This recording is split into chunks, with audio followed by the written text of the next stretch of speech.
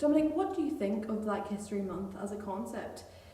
Is it important to set aside an event to promote the teaching of it, or do you think it's become slightly tokenistic?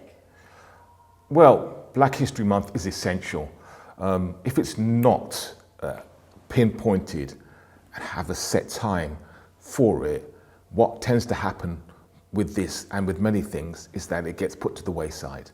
So the fact that it has a specific time frame means there is focus on it. I definitely think that Black history should be embedded in every aspect into the curriculum because it will make societal change. A lot of the problems that you currently have, such as things like immigration being a hot topic and things like stop the boats, that kind of rhetoric and the rights. I don't think that would happen if there was an emphasis on the different aspects of Black history. So for instance, people say the term ethnic minority, but there's also a term global majority because there are more people of African descent in the world than anybody else. So, as soon as you say global majority and you say ethnic minority, that frames things indifferently. Normally with Black history, there's a focus on slavery and Martin Luther King. There's so much more things that people could look at. So some things that jump into my head, if I was to ask you, who's the richest man that's ever lived? You might go, oh, it's Bill Gates. Or you might go, Elon Musk. But the actual answer is King Musa from the 12th and 13th century. And he was so rich that when he gave his gold away, the price of gold dropped around the world because he gave so much of it away.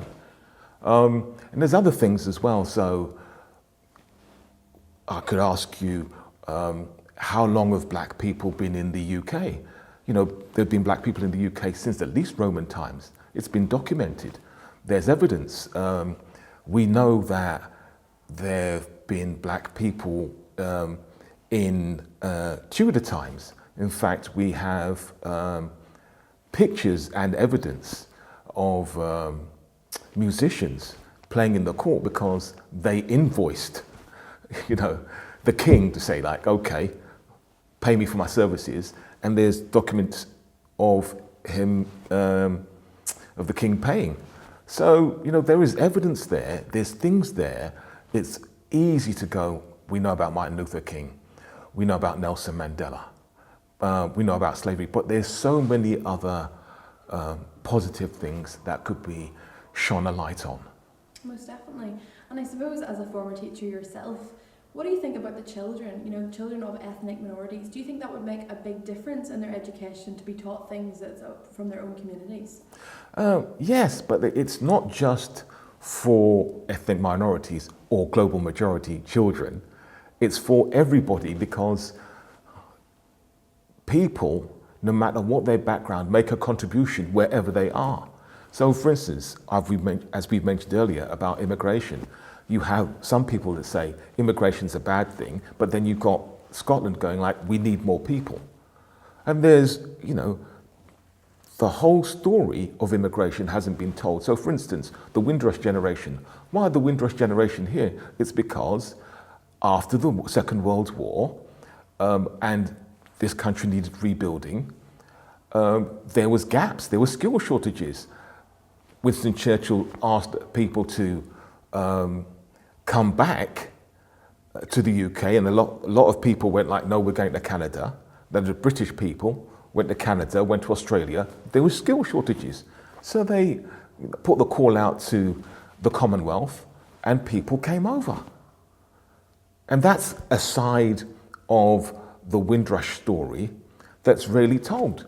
So in this whole conversation, I've mentioned King Musa, I've mentioned Windrush, I've mentioned Black Tudor musicians, and in this short piece. So there's a whole wealth of information that could be delved into in Black history, and you could scatter it throughout the curriculum, or you could focus it in one particular period of time. And I'm a big fan of focusing on one particular period of time because as soon as you say there's something for any subject, well, we're just going to spread it out throughout the year, sometimes it gets lost if it is not going to be examined and tested. Self-esteem is the first thing. You know, if you can see positive stories about people who look like you, that is a great benefit. For instance, one of the reasons I'm sitting here talking to you today is because of the influence of positive black role models in my life. So for instance, the first judge in this country of African descent was my godfather. And he's been a fantastic, massive influence on my life. And that is one of the reasons why I do what I do, which is why I'm talking to you today. 100%. And do you think more acknowledgement and appreciation of Black history in the whole population will improve things like understanding of structural racism? Absolutely, absolutely, because a lot of times people are scared of what they don't understand. So if they understand it, it's like, oh, right, I see the similarities. You're not so different after all. And, you know, there are so many things that people have in common. Like, everybody loves a spicy dish. You know what I mean? It's like, okay, that's just at a basic level, you know. I like some food with a bit of flavor. That's what everybody does. Absolutely, because you have to remember the children of today are the adults of tomorrow. So in my role as a careers advisor, I'm well aware of the fact that if you have an African sounding name, you have to send out 90% more job applications to get a response if you have the same qualifications as somebody who doesn't have an African sounding name, right? And that is replicated within different ethnic minorities. So you will not have that kind of problem if you educate the children of today, because the children of today are the bosses and business owners of tomorrow. And at an intrinsic level, everybody wants to get on, everybody wants to achieve. Well, I think it's important because the UK is multicultural. The history of the country is multicultural for eons, decades, centuries. And that has to be taught. So there has to be understanding because, like I've said before, if there is no understanding, then you get fear and you get denigration and all those things which are, at the bottom line, not a benefit to the UK.